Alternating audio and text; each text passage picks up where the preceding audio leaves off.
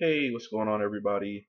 Um, actually, so this is going to be kind of a follow up into the videos I did yesterday about um, how Robert Heinlein, in his 1959 book Starship Troopers, predicted the current Republican Party's kind of affinity with the Russian state of Vladimir Putin.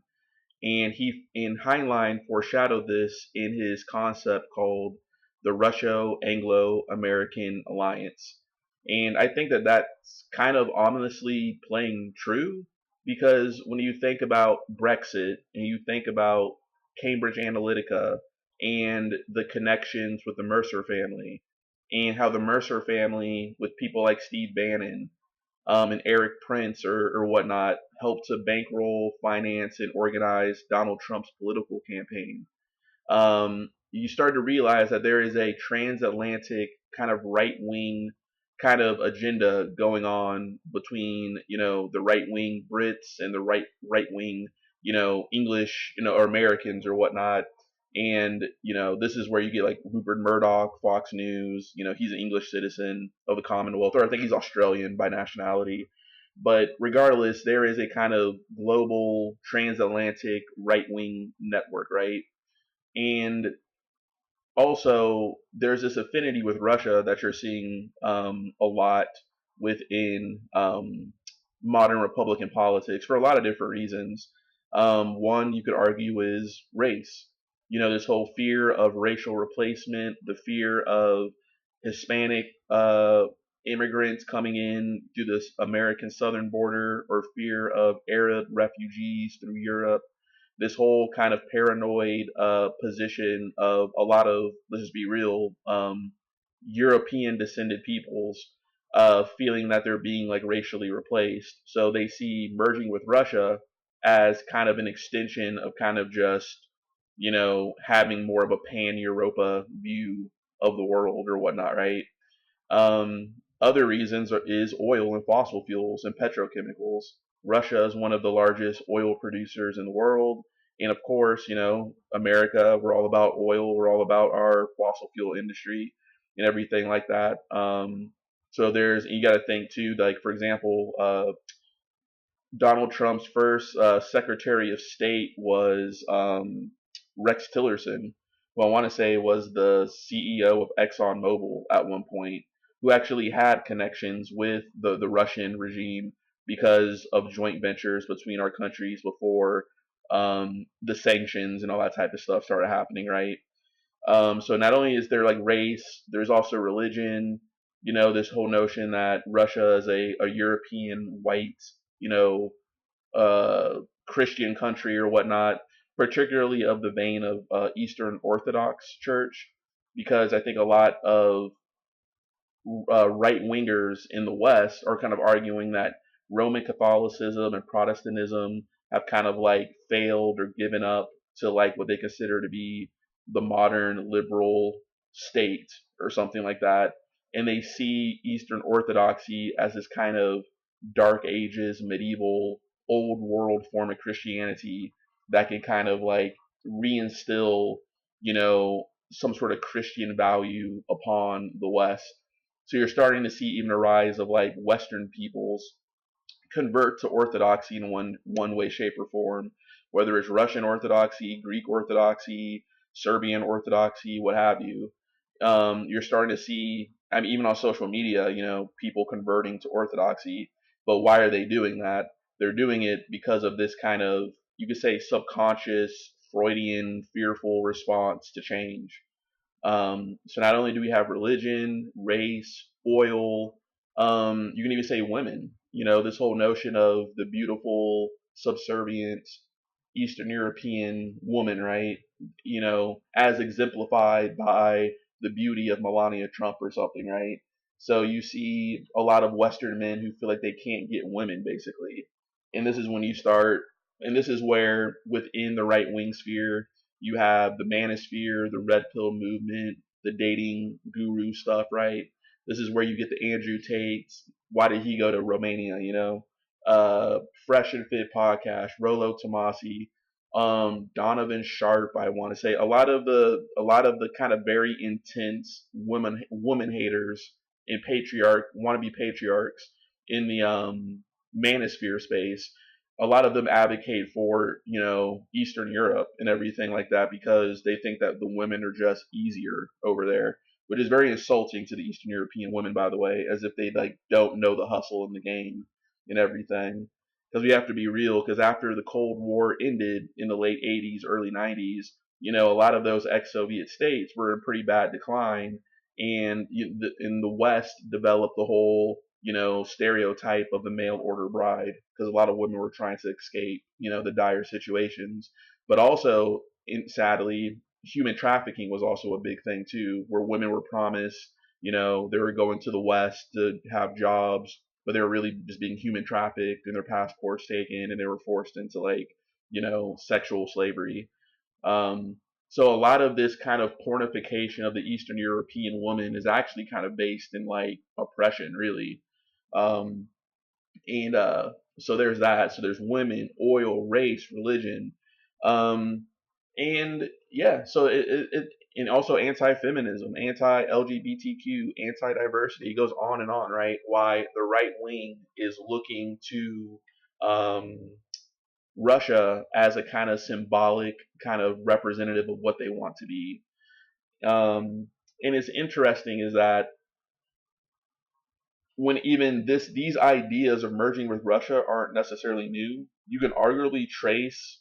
I personally trace it back all the way back to John D. Rockefeller, in which in the early 1900s, before the Bolshevik revolutions or whatnot, or kind of during the times of the Bolshevik revolutions, after the Bolsheviks overthrew Tsar Nicholas and took over, they didn't know how to really run an oil industry.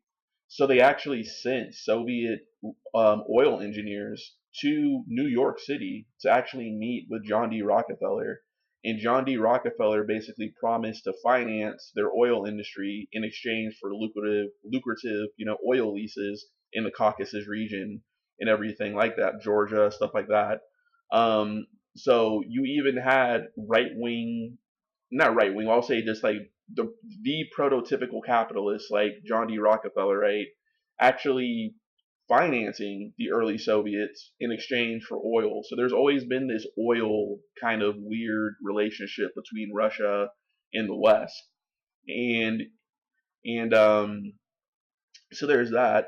But also, let me see here. There's other examples too, even in World War II. Um, of course, a lot of people would argue that we were allies with the Russians in World War II. Why can we be allies with them now? Even though it was more for pragmatic reasons, right, to just defeat the Nazis. But from a right wing perspective, it may be debatable, but there's arguably a cadre of like Nazis who actually wanted to make peace with Russia, and this is called like the red brown or the brown red alliance. And that trajectory is actually seems to be what's actually in the logos of what's going on in Russia right now, because people like Alexander Dugin, who I'll go more into detail later, who is kind of a philosopher, who is the philosopher for Vladimir Putin.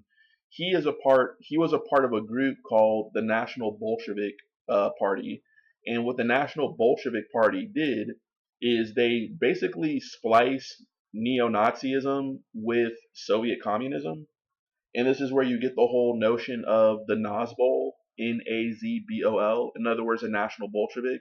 So it's kind of strange. They're kind of like Bolshevik communists with this kind of like neo-Nazi outlook on the world, a very nationalist, racialist, civilization at threat, so therefore, strongest other survival type mentality, right? Um, and this is why in our current world, a lot of the Russian psychological warfare operations coming from the Kremlin, the FRB, the successor of the KGB, all that type of stuff, the bot farms that have been exposed, a lot of them, they're not left wing, they're actually right wing because they're trying to infiltrate the right wing of America because they know that it's easier now to do that. This is why you had Russians at the National Prayer Breakfast. This is why you had Marina Butina with the National Rifle Association. This is why you have so many right wing, far right pundits and podcasters simping for Russia, from Lawrence Southern to Red Ice TV with Laura Lockteff, who was an avowed white supremacist herself.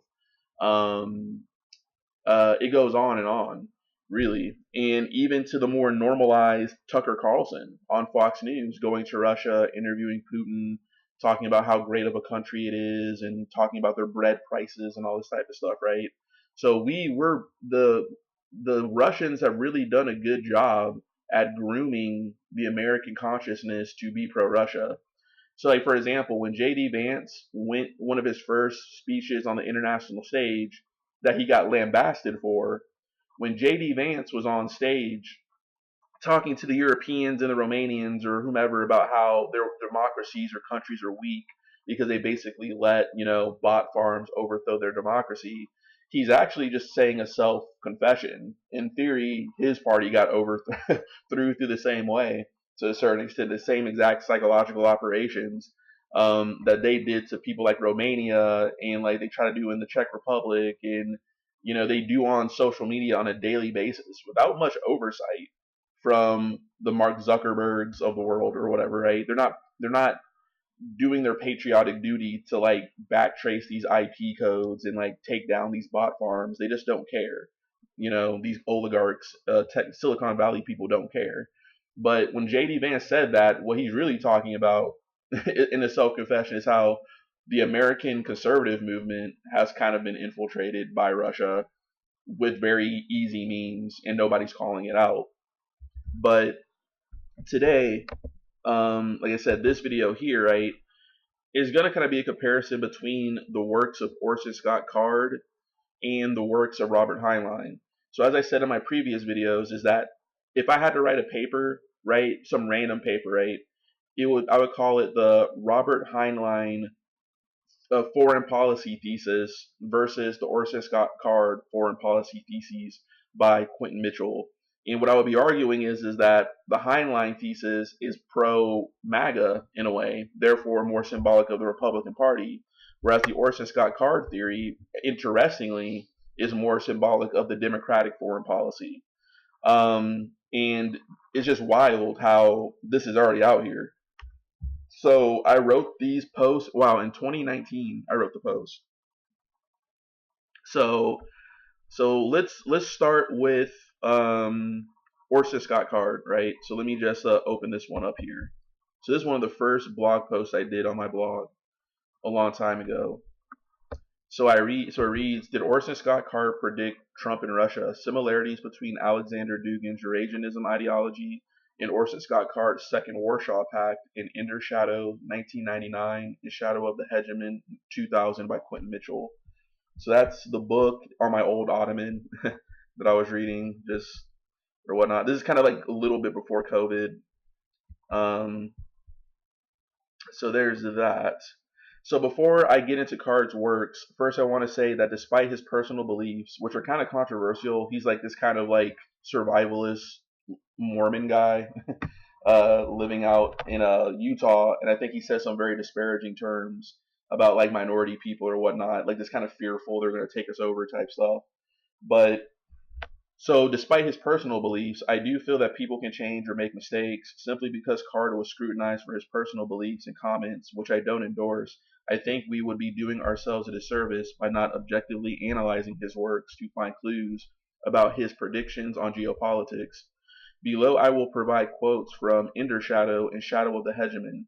It will astound you the foresight that Card had in 1997 and 2000 relating to politics, considering these books were published before the onset of the war on terrorism, the spy state, and Russia's unveiling of their recent ambitious geopolitical moves.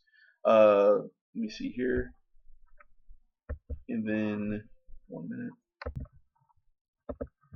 Okay. So Card stories are also pretty good as far as an exploration of the human condition, family, friendships, etc. Though science fiction probably gets the association of being a very male space with the negative connotation of fantasizing or projecting power fantasy. However, I can assure you that's not true, or in most cases, and also that Card series has a diverse cast, and also one of the strongest female characters I've read in the series, through Petra Arcanian. Though there's always room for criticism. If you ever see the Ender's Game film, I can assure you that the book is better, and the film's writers, not the actors, ruin the possibility of a more expanded universe which parallels certain aspects of our real world. Hollywood politics? Further, we have to realize that science fiction often takes real world issues and simply speculates on their outcomes, particularly involving emerging technology. We can, in many ways, learn from certain science fiction works. So that's a cover of Orson Scott Card's Shadow of the Hegemon on my old Ottoman after I was reading it. Brings back memories. So let's see where we're looking here. So, but how did Orson Scott Card predict Russia's neo-imperialist ambitions? Similarly to, but alternately to how Robert Heinlein predicted the West attempting to merge with Russia, as read in Starship Troopers, with the Russo-Anglo-American alliance. So I will get to the point. A character in Ender Shadow named Bean is a boy with genetically modified intelligence and an IQ which surpasses that of the series hero, Enderwiggins, a street urchin forced to eke out a meager living on the chaotic streets of dystopian Rotterdam, Netherlands, which in real life is the end location of the developing Belt and Road Initiative. Strange how Card predicted this. The boy, Bean, after surviving a Lord of the Flies situation between bands of roaming and abandoned street children, is taken in by a Catholic nun who is working for the International Fleet, thank the United Nations. Her job is to find special children able to be sent to battle school, a school which trains genius children in adult war games in order to become future commanders of Earth's next fight with an alien nemesis. So let me see here. Meanwhile, being at battle school, starts learning about geopolitics and assesses the world's political situation for the reader. So while Bean reads, on page 400 of the book, it is said, when the buggers, i.e., a derogatory term for the aliens that Earth is fighting, showed up, China had emerged as the dominant power economically and militarily, having finally reunited itself as a democracy. The North Americans and Europeans played at being China's big brother, but the economic balance had finally shifted, Cart 1999. Further, on page 400, Cart 1999 states, what Bean saw as the driving force of history, however, was the resurgent Russian Empire, where the Chinese simply took for granted that they were and should be the center of the universe. The Russians, led by a series of ambitious demagogues, think Putin, and authoritarian generals, felt that history had cheated them out of their rightful place. It was Russia that forced the creation of the new Warsaw Pact, bringing its effective borders back to the peak of Soviet power and beyond. For this time, Greece was his ally, which is very interesting because in real life, Greece went kind of far right with the Golden Dawn Party. But back to the text. And an intimidated Turkey was neutralized. Europe was on the verge of being neutralized. The Russian dream of hegemony from the Pacific to the Atlantic at last within reach, right? So this is the impetus of what I call the Orson Scott Card theory of foreign policy. He's basically saying that the Chinese and the Russians linked up, and the Russians basically on the Western front essentially pacified Europe, right? Isn't that so crazy? I'm not saying that this is going to happen, but this is like the actual real world fear we're seeing right now with Donald Trump, basically threatening NATO and JD Vance and Donald Trump placating Putin at the expense of the Ukrainians and Zelensky, right?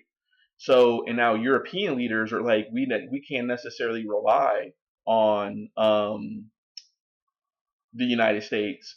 So now you're starting to see more ambitious continental European leaders like Macron, right, of France, rise up kind of as the new Napoleon in a way, right?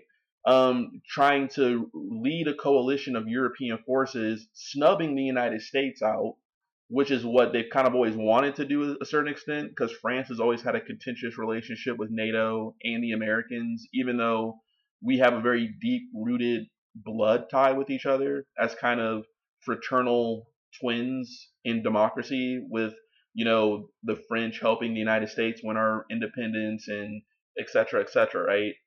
Um, but, France is kind of leading the baton of kind of like a united European force, snubbing the Americans out. Therefore, the Americans aren't going to have as much influence and sway potentially. It's kind of unraveling the kind of protection, let's just be real, protection racket, for better or worse, that the United States has had, that has been actually beneficial to the Europeans in many ways, because by us essentially having security guarantees, to the Europeans, we cover the dirty work, but we're also allowed to have access to military bases, airspace, ports, intelligence gathering and sharing, and also by us having such a symbiotic relationship, they buy lots of our exports, right? So it's not just about military protection. It's kind of like you rub my back, I rub your back type of thing, right? And Europe, is probably one of the strongest consumer markets on the planet, right? So they're very vital to the American economy, right? You know what I'm saying? Like America, the goods that America still makes and everything like that, you're not really selling all those products in markets where people can't afford them, right? Like the global south. You're selling them in the global north to, a lot of the G7 countries, right? So in exchange for them buying our stuff and vouching for our debt, our IOUs, our bonds, our currency, right, which elevates our US dollar, which is still the world's reserve currency, right?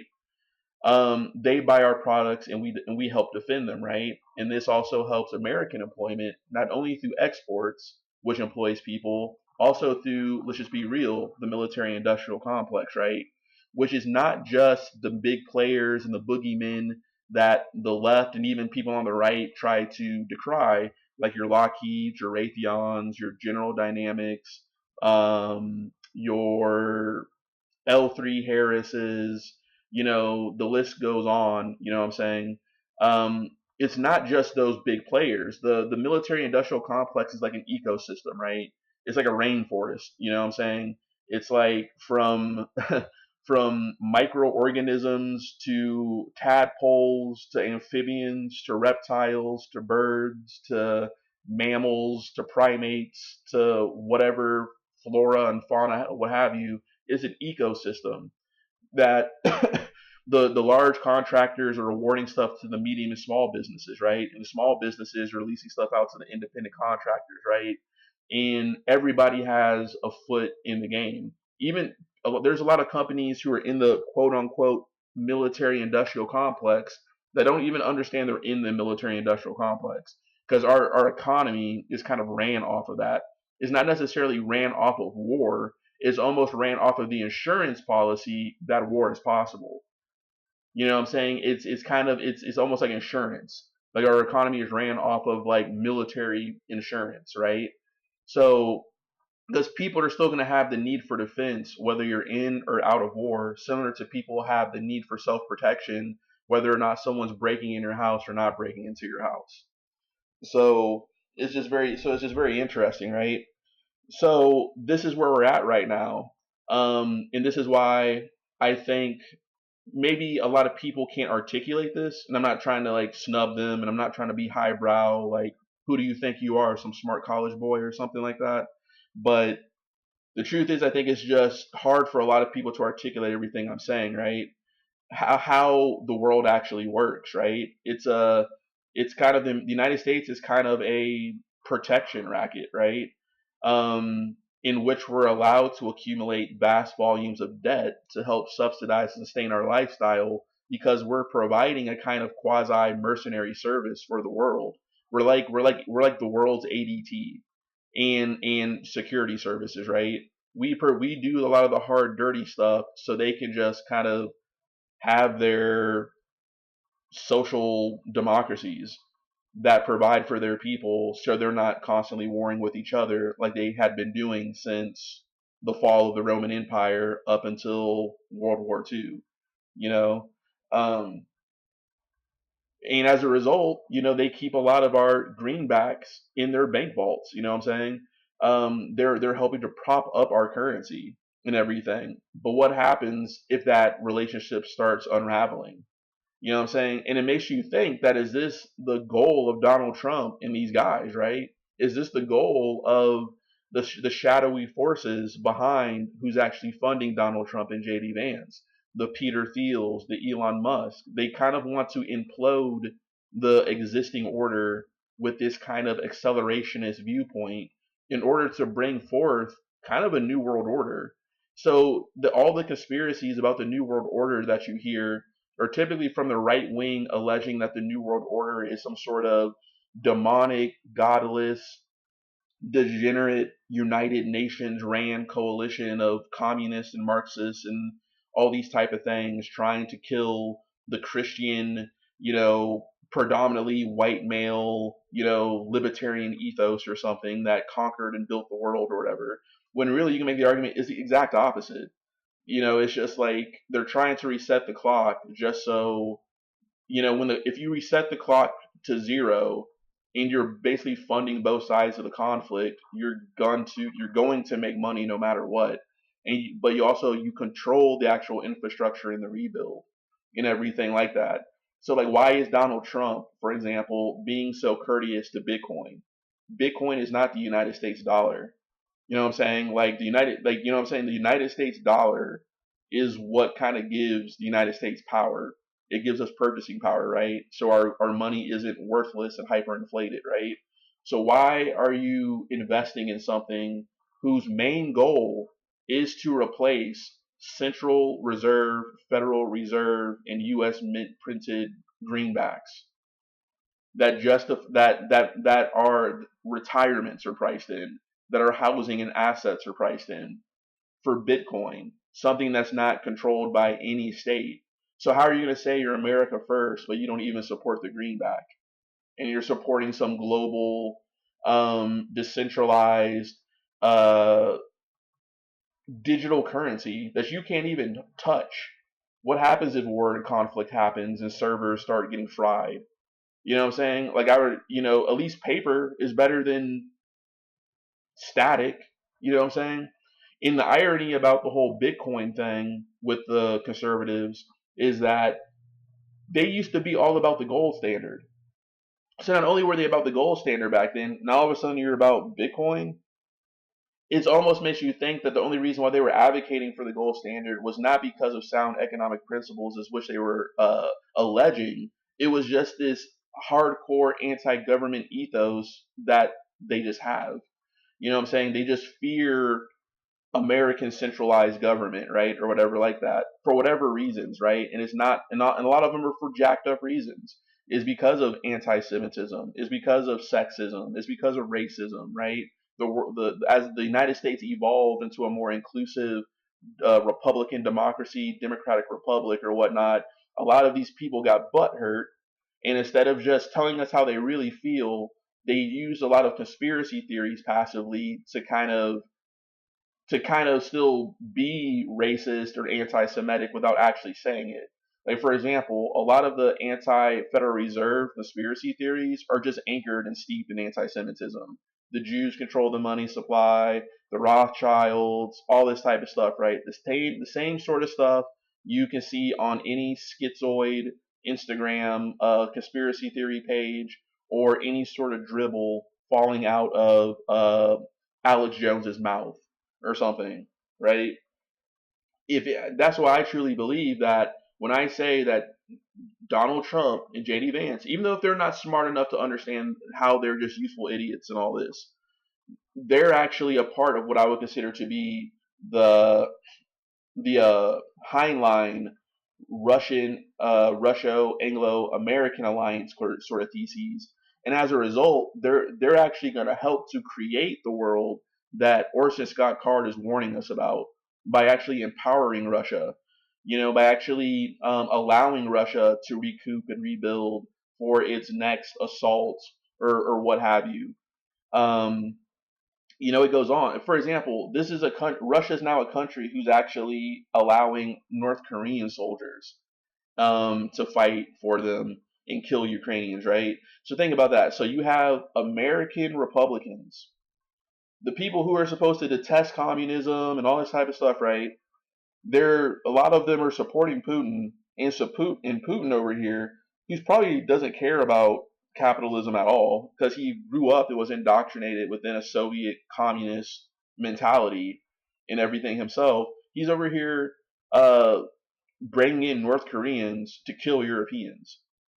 You know what I'm saying? Like this is like I think a lot. I think people are so fearful now of this notion of racial replacement that just because they see like a white looking guy like Vladimir Putin, they all of a sudden think that like he's on your side. When I don't think that Americans understand old world conflict and old world beefs. You know what I'm saying? Just because people are the same color, which is very much an American obsession. You know, we're the ones who invented, you know, checking racial boxes, and we exported that to the Nazis and the Germans.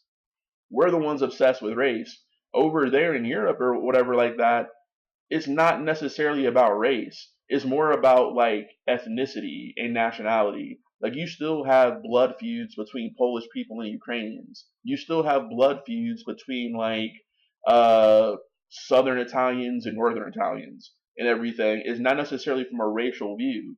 But Americans, but conservative Americans with this kind of like indoctrinated racial view that's subconscious to them are just like, oh, he's a white guy, he must be on our side or something, not thinking that he just sees you as like stupid Americans and everything who are just useful idiots in getting you out of his backyard so he can actually maybe with the help of China, according to what I would consider to be very symbolic in the Orson Scott Card for a policy thesis I'm talking to you about, will just start messing with Europe. So it's like it's very interesting that this is why people are angry with what's going on right now. And the audacity is that Republicans, the right wing, and all their little pundits, Joe Rogan included, are over here trying to gaslight everybody to be like, "Well, I thought you guys were the party of peace. I don't, or, oh, you guys are, you're against one war, you're against this war or something." And my argument is that I don't necessarily even agree with the dove left. I've never agreed with the dove left because peace doesn't actually exist. You know what I'm saying? Like peace is a condition, um, from either in the absence of humans just being around, or if humans are around, it's when conflicting parties know that there's consequences for their actions. That's what maintains peace. Is not, or people just come and shake hands or whatever and find commonality, which is possible. But at the end of the day, when we're talking about governments and leaders who have their own triumph of the will, their own quest for power or whatnot, are largely to protect what they consider to be their own group of people, there's always going to be some conflict, some sort of espionage, some sort of double dealing, some sort of handshaking with your fingers crossed behind your back going. This is just real politics. So for people trying to gaslight the left, trying to be like, oh, well, you guys are supposed to be pacifists, I would just first and say foremost, I don't even agree with those dove leftist people. And in many cases, the dove left has created a nexus with the right wing, which has helped to exacerbate and culminate in this modern MAGA politic of populist politics, right? And this is why you have characters like Tulsi Gabbard, for example, who arguably may have some weird Russian by proxy affinities herself or something like that, with her whole controversy of having dealings with Assad in Syria, in which Assad is now living in Russia because he's a Russian ally after he was basically ousted from power over there. But what I'm trying to get to is that this nexus between the dove left and the right wing and everything like that is actually not only helping Russia to a certain extent because it's actually more idealistic than a realistic position. It's enabling these sort of ambiguous bad faith actor politicians like Tulsi Gabbard who can basically say that, oh, the reason why she's joining MAGA is because the left betrayed her and they're the warmongers now, even though ironically she's probably still going to be supporting conflicts and war just through a different way or trajectory. It'll probably just be more focused again on Muslims in the Middle East or China, but she's able to sort of have this perception that she's above it all or whatnot because of, I would just say, the ill-advised idealism of the Dove left, who kind of, I think, some of them jumped over to Donald Trump's MAGA politics because of this kind of oversimplistic view about war, the military industrial complex, etc., and also blaming the West for Russia's actions, who actually shot the first shot. You know what I'm saying? Like, a lot of people are going to argue that, the United States and NATO caused this to a certain extent, which is kind of, I would say, debatable. So, for example, right, if we were to go back in history a little bit and remember, I would say it's around the time of the Arab Spring conflicts, right? So Obama was in power. He had a very hostile Republican legislature. This is the times of, like, when McConnell, Rand Paul, the guy from Wisconsin, Scott Walker, um, I think something Ryan, I forgot his name was or whatever. You had a lot of hostile people against Obama during that era, right? But regardless, the Arab Spring stuff starts happening, right? So this is when Gaddafi gets overthrown, and that's a lot. And this is where also, like, the Benghazi drama comes from. Egypt overthrew their leader. There's a lot of democratic protests happening, right? Some people want to blame the CIA for instituting color revolutions or something like that, even though the CIA and the Americans aren't the only intelligence agency on Earth. And as a side note, there seems to be this propensity for constantly blaming the CIA for everything, as if MI5, the French Secret Service, the Russians, the Chinese, hell, even the Canadians have a secret intelligence service. Like, everybody has intelligence and everybody has spies doing some little weird thing, and we're constantly playing counterintelligence and cat and mouse games with each other, right? So it's interesting how people always blame the West and CIA on everything, which is actually the fault, in part, the fault of this kind of post hippie, whatever man, Dove left kind of fear, also mixed with this right wing libertarian kind of, fear, kind of creating this kind of weird, not weird, but this kind of echo chamber of just consistently blaming the CIA for everything. When, as I'm arguing, there's other intelligence agencies doing crazy stuff as well. But during this time, right, that I'm talking about, during the Arab Spring phase, is Obama was about to send warships to go glass the Assad regime because the Assad regime allegedly was using chemical weapons via a UN report against his people, right? So Obama did the right thing, actually, and actually got congressional approval for the authorization of force, and actually sent the warships to go, glass Assad, basically, right? But the Russians stepped in, party crashed it, and stood in on behalf of Assad. And the Russians basically said that we will help them get rid of their chemical weapons or something like that. Yada yada, but just don't, like, kill Assad, basically, or whatever. So the Russians, the Americans, the Israelis, and the NATO forces were all bombing Syria because it was a patchwork of various forces. You had ISIS, you had the Alawites or Alawites, you had all these various, Sunni, Shia sort of groups and everything, Christian groups, all duking it out, the Kurds, all duking it out, right? So it was this crazy patchwork going on in Syria. But the Russians were dropping bombs over there too, creating refugees. Many of those refugees made it to Europe. So not only were many of the refugees coming into Europe NATO American bomb made, there were also Russian Kremlin Moscow made.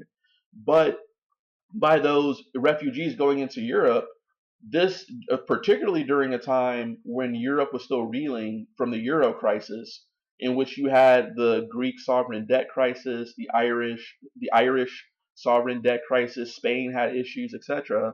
They were spending more money than what they were bringing in, and they were living on IOUs. That when their economies imploded, all their debt just started racking up and racking up and racking up. and the Germans and the French had to bail out the Eurozone, which was very unpopular, right? Why are we bailing out these other countries, even though we're technically in the Eurozone now? But all these refugees were coming into Europe during a time when there was a lot of economic malaise going on in Europe. And this is why, and when you have unemployed people who are angry and they start seeing outsiders, what happens? Nationalism, racism, etc.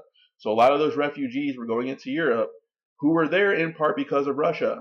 But Russian psychological operations were blaming the refugees on George Soros and the Americans and everything as a means of getting European far right groups to get more power because they're Eurosceptics. They don't believe in the Eurozone. They don't believe in the Euro and all this type of stuff, right? They don't believe in NATO. So Russia is able to kill multiple birds with, a few stones, really. They were just basically playing jujitsu on the West, and we let this happen.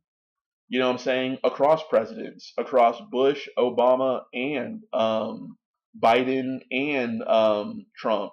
Even though Biden administration um, was more on the we need to batter the gates. We need to kind of like mobilize things a little bit more to have a united front for NATO in the West and the United States against Russia. But that's being unraveled as we speak under Trump. But regardless, the Russians used a very effective means of not only do they get to get back on the national stage and party crash the American the American goal, and they're able to basically step in and be like, "See, we're the ones trying to create peace and moderate, right?" And this has a resonating effect across the globe, particularly in the developing world, in which the idea of America, the CIA, the West are kind of seen as imperialist monsters, basically, right? So Russia is able to kind of be this kind of how they were as communists during the Cold War, particularly amongst the developing world, in which you had certain communist regimes and parties on the rise, right? The Russians are able to step in and kind of just be like, it's actually America causing all the problems. And then, so that even sways votes at the United Nations, right? Maybe they're going to vote. Some of these countries now are going to vote more Russian in the United Nations, right? Against U.S. interests, right? And therefore, because America can't get that buy-in through these institutions like the United Nations General Assembly or whatever, America has to act more like a pariah state to achieve its goals or methods, which further hurts the United States because it makes us look hypocritical because we're not actually going through the institutions that we propped up because they're not working the way how we want them to work now. So the Russians are not only able to kind of create chaos in the General Assembly against the United States by stepping in and pretending to be a pacifist sort of negotiating arbitration party or something, they're also able just to, boost their own sort of image as a relevant superpower, able to duke it out with the world's premier superpower and everything. So they're winning basically, in a lot of different ways. Um, and not only that, right? The refugees that they hope to produce in their bombing campaigns in the Middle East and everything like that, they're sending them to Europe through places like Belarus, who are a Russian ally. Belarus is a part of this too. They're just opening up the gates to Poland and all these things, saying they're letting all these refugees come through, right? And granted, I don't hate on the refugees; they need somewhere to go and everything like that. Um, but Belarus is letting him into Europe, right? And this is also helping Russia because they're able to say that it's not because of Russian bombs that these people are here or American bombs. No, it's because of American bombs, but also because of pushing this anti-Semitic conspiracy theory of George Soros. So George Soros is somehow behind sending all these refugees here, which is anti-Semitic and everything like that, right? So therefore, you start seeing the rise of more neo-Nazi stuff and all this type of stuff, blaming the Jews for everything. And it's Russia's just winning tactic. They're winning all these little battles, right? Um, but it's just very fascinating. So where was I at? So I'm kind of just flowing here. Uh,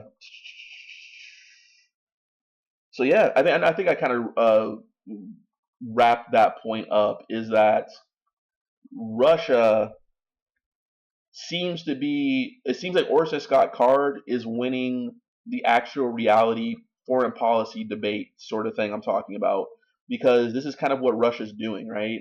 Russia, like I said, they're grooming and conditioning the West to be anti-NATO, anti-EU, so we get out of their backyard, so Russia feels more protected against Europe, right? Um, and to a certain extent, like from the Russian perspective is, Europe has always been some sort of hostile threat to them, right? You can talk about the Northern Crusades with the Teutonic Knights, right?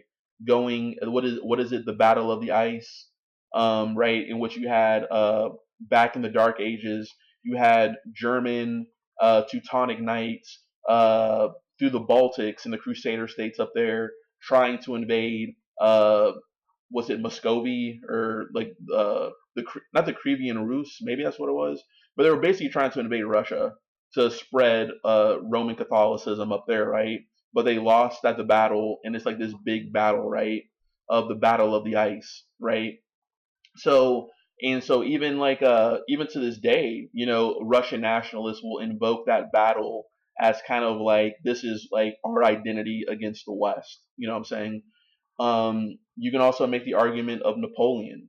Napoleon, right, with a united Europe underneath a French leader of Napoleon and everything like that, marching into Russia and losing in the winter, right? You can make the whole concept of the Nazis in World War II under Hitler and everything having another ill-fated invasion of Russia, right? So from the Russian perspective, they kind of see it as like they're just naturally defending themselves against what's always been their existential threat to a certain extent, right? However, this does not necessarily mean though that that the West shouldn't be fearful of Russia because of what? The Soviet Union.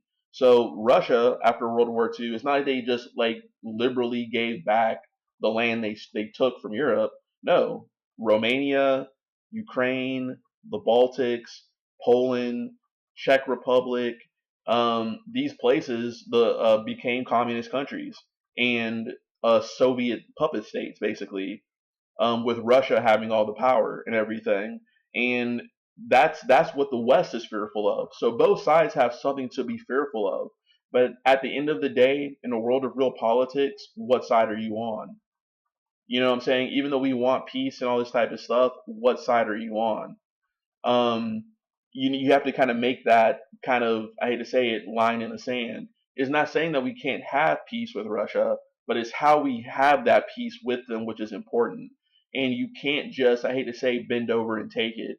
You know what I'm saying? At least make it appear as if America is talking strong with these countries, with Russia or something.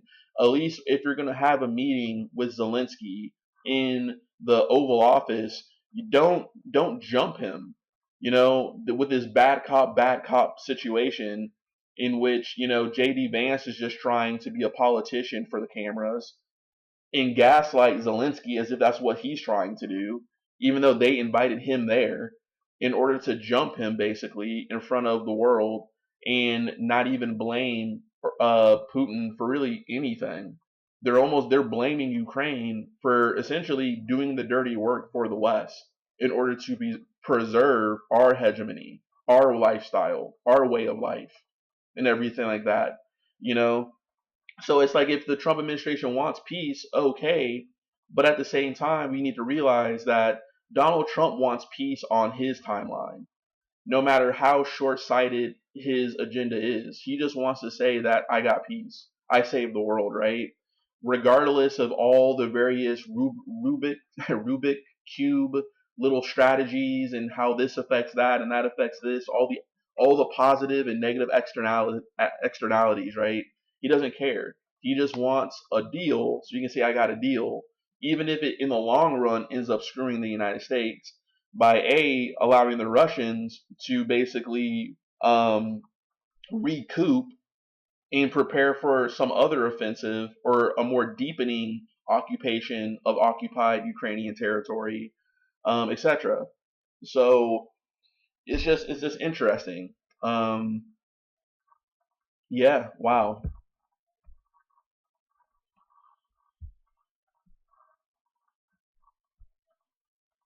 So there's that, right? So what's interesting too is, let me do something here.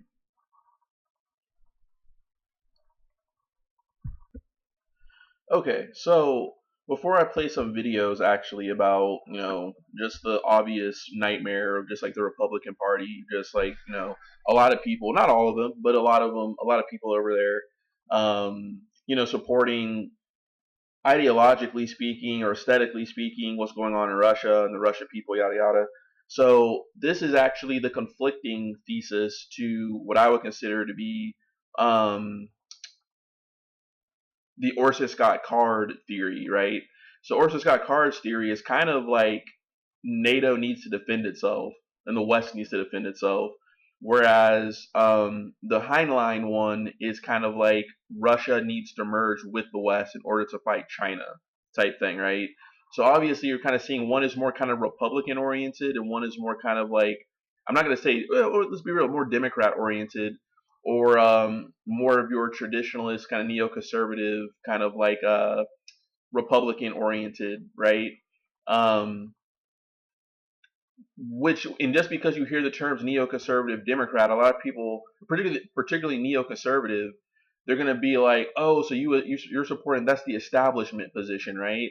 But I think that that's kind of like not wise to kind of just because you hear a term like neoconservative doesn't necessarily mean that, let's just say, the populist Republicans of MAGA are somehow any better or something, or like better, is like just because like neoconservatives of old had some terrible like foreign policy decisions doesn't necessarily mean that the leftovers or the vestiges of the neoconservative Republicans don't have good ideas going forward, or like, it doesn't, they're not pound for pound always wrong. You know what I'm saying? Just like you can say that the MAGA populists aren't pound for pound when it comes to foreign policy 100% wrong.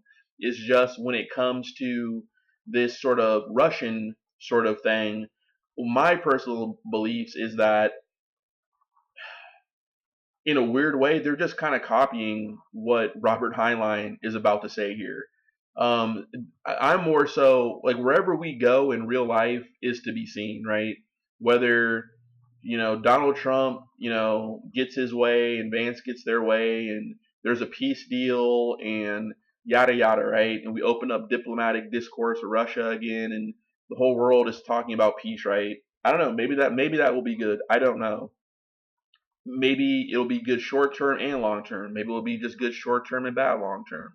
Maybe it'll be bad short term and good long term. I don't know, right? But what I am seeing is that through these books, interestingly, these little sci-fi books written by very serious men with political convictions are kind of predicting what could happen. Um, and honestly, I don't necessarily think at this point that it's a debate between what I consider the Heinlein thesis versus the Orson Scott Card theses. I think they're actually a combination of both is what's kind of what might happen, right? But regardless, here are some quotes from the alternate Heinlein thesis of Starship Troopers, right? So Major Reed, our instructor, was a blind man with a disconcerting habit of looking straight at you and calling you by name. We were reviewing events after the war between the Russo-Anglo-American alliance and the Chinese hegemony, 1987 and following. But this was the day that we heard the news of the destruction of San Francisco in the San Joaquin Valley. I thought he would give us a pep talk. After all, even a civilian ought to be able to figure it out now. The bugs or us, fight or die. Page 177.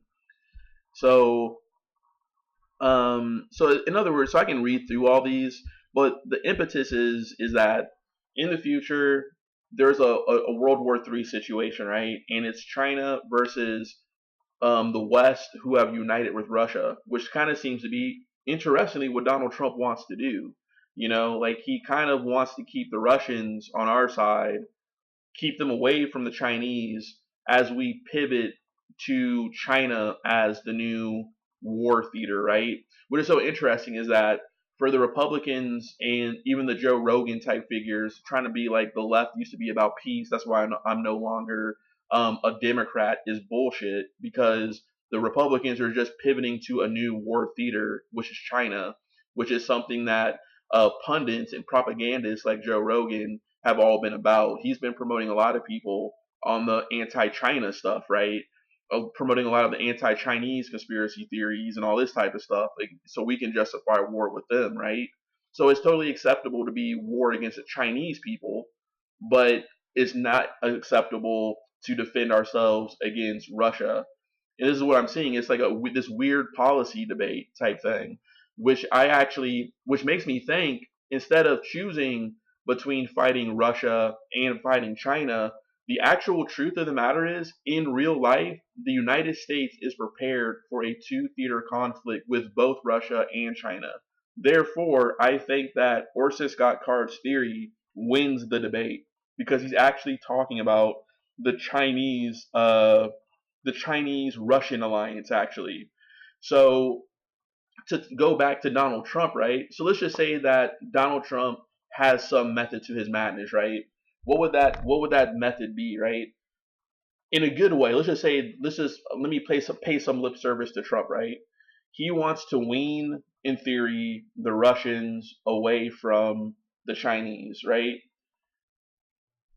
In theory, there's no guarantee that they're going to do that because it's Russia, right? Russia's probably they understand they're surrounded by the West and the Chinese, right? So what are they going to do? Piss off the Chinese and get invaded by China, or something? Have a conflict with China on their far eastern front that's not as probably defended as their western front against NATO.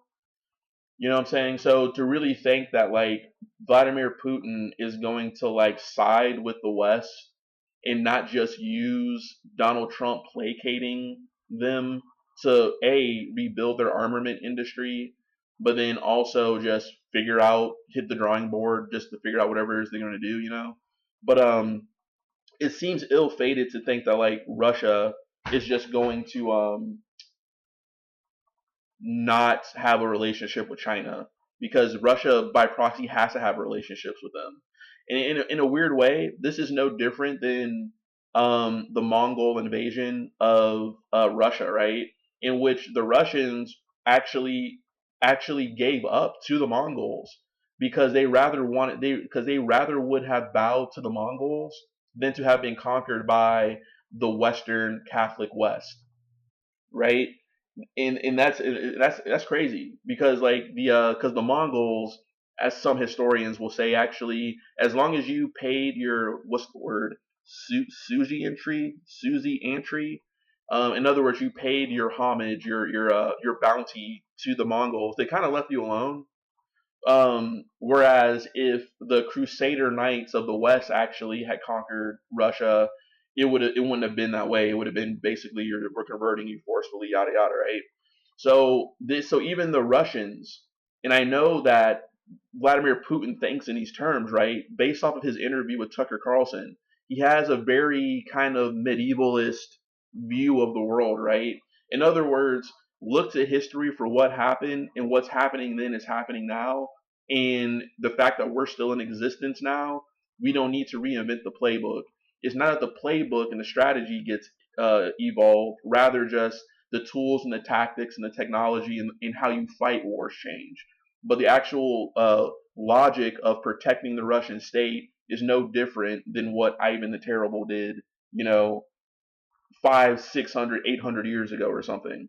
You know, so he has a very medievalist view of the world, in part because of the inspiration of thinkers like Alexander Dugin, who with his fourth political theory.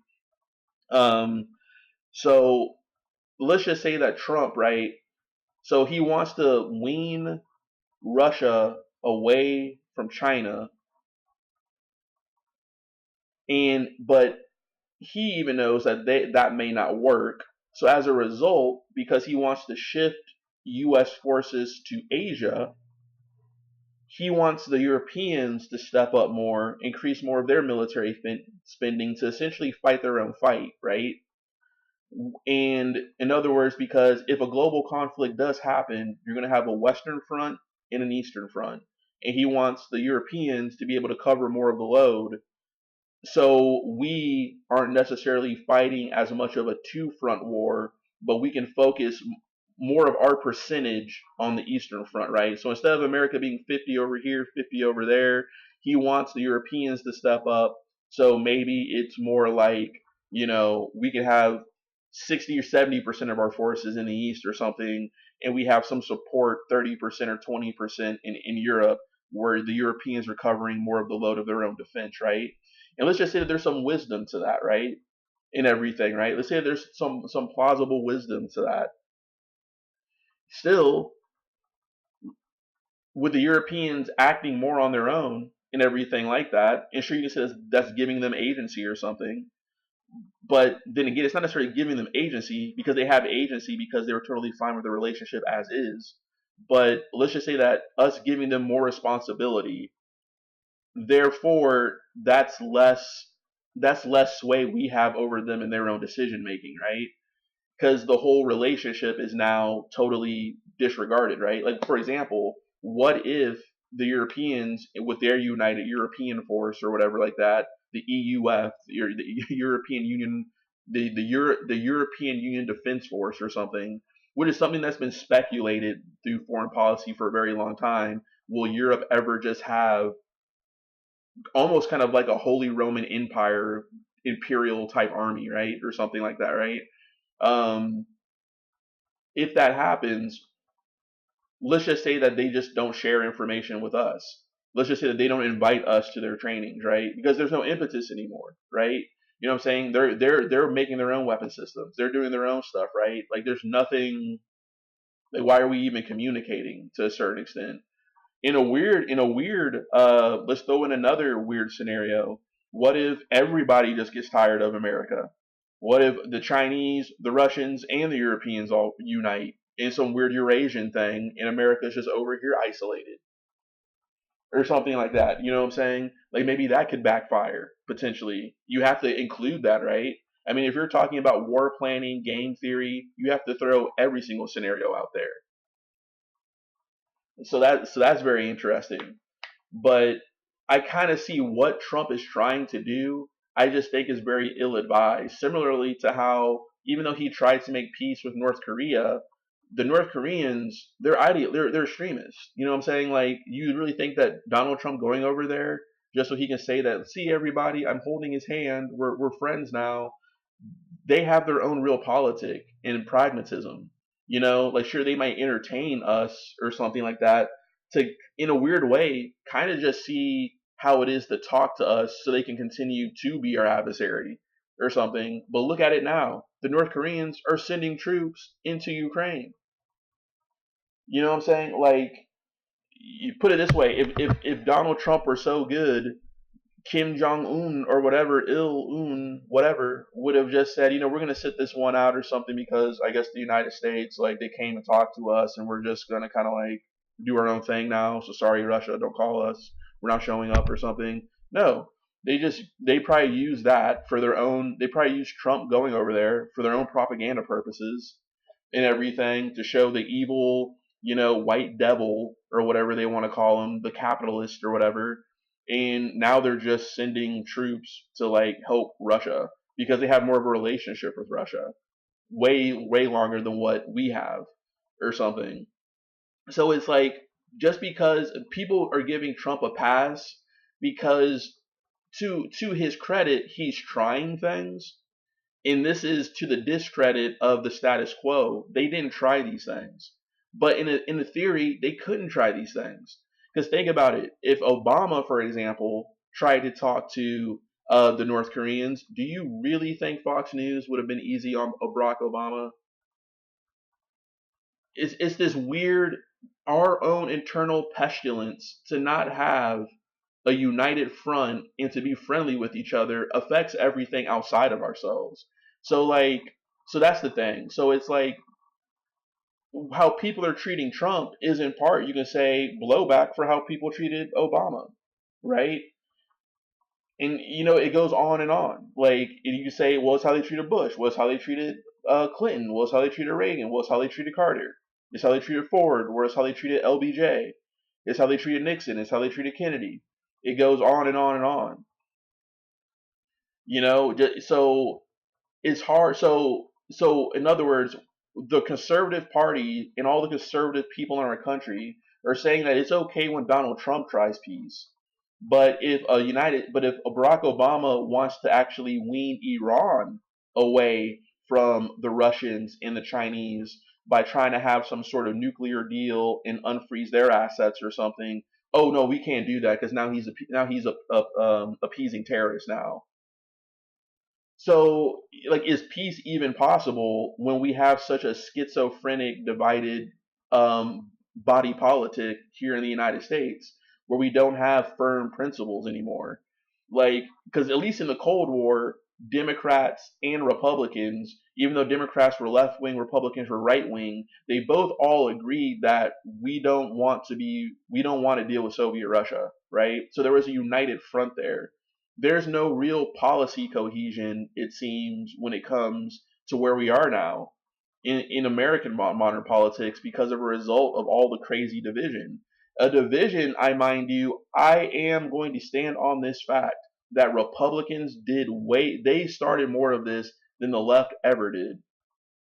You know what I'm saying? Like, Barack Obama gets elected president, the amount of freak out some of these people had, calling him a monkey, lynching, figurines of him and stuff like that. All the conspiracy theories have been so prominent in right wing culture, like I'm saying, like the anti-Semitic Federal Reserve stuff, or how the United Nations is the New World Order, and they're trying to destroy, the white Christian settler pioneer trekking man or something who's living in the Mountain West time zone, and who just wants to hoard guns or something, because it's all a Jewish conspiracy in order to control black people to miscegenate the white man out of existence.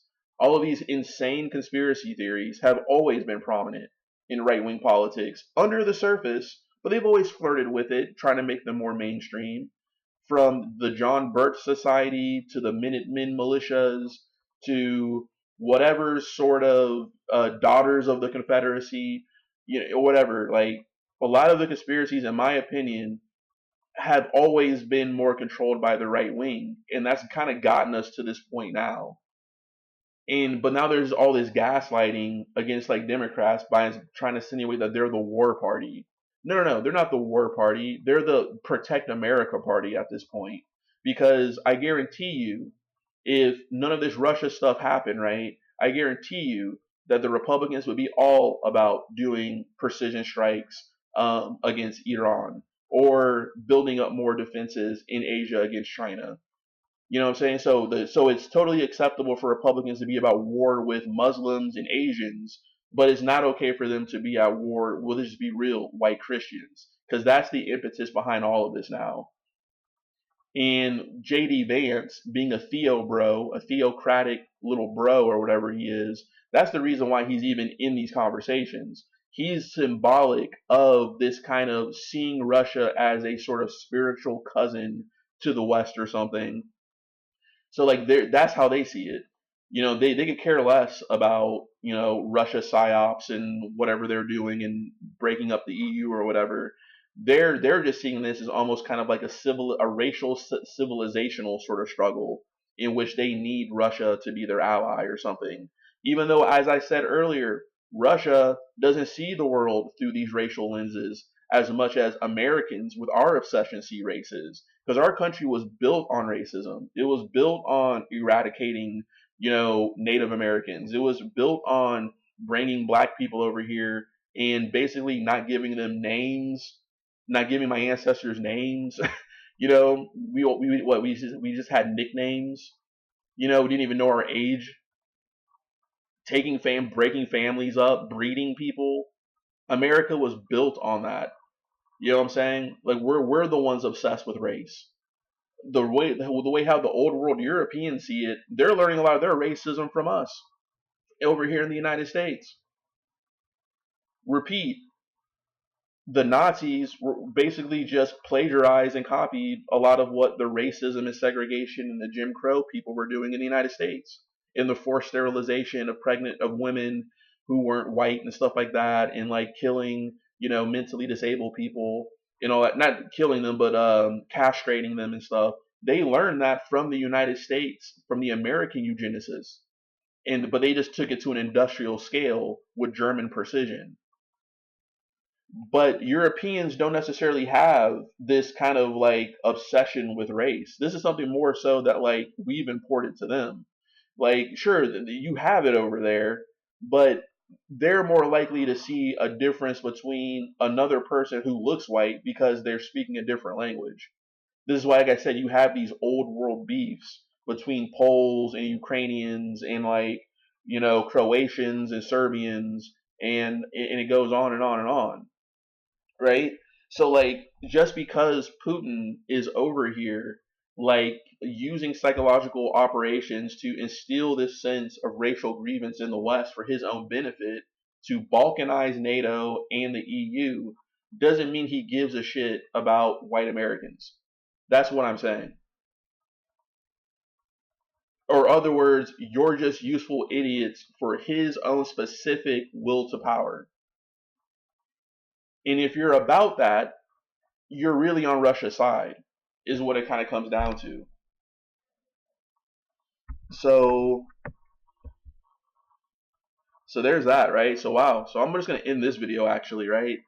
Did a lot of talking, a lot of summarizing, but like I said, there's the Orson Scott Card strategy, and then there's the and then there's the Heinlein strategy, right? So that's kind of what I've been talking about in these other videos.